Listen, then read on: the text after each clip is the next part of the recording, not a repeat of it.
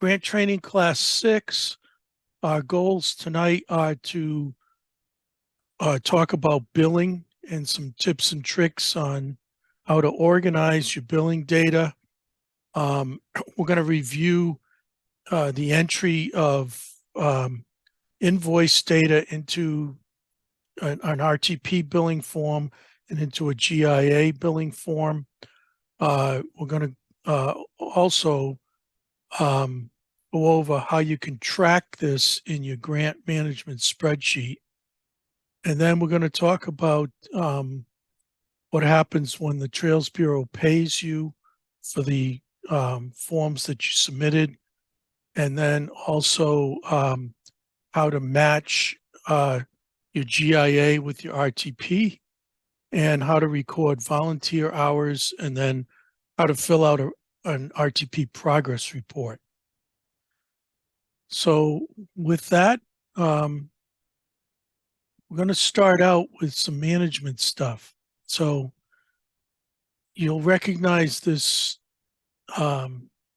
set of folders from before when we organized our grant paperwork initially. And what for billing, what I'm asking you to do is to add a billing folder, and underneath the billing folder, another subfolder called billing 1. So basically, as you go along here, you're going to have multiple billings for your grant. So you got billing 1 now tonight, but 3 or 4 weeks from now, when you get some more invoices, you're going to want to create a billing 2 folder. And then a couple of months from now, when you get some more invoices, you're going to want to create a billing 3 folder.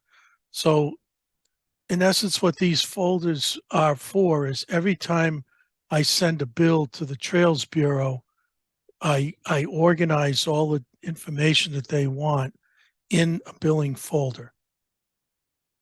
So I've got one of these for GIA grants, and I also added a billing folder, and then underneath that, a billing 1 folder in my RTP grant folder tree.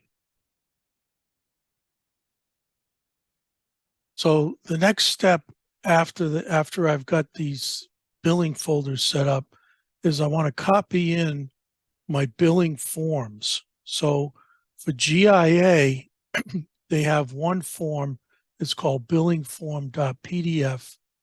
And if you remember when we set up our GIA grants, we put a folder out there called application forms.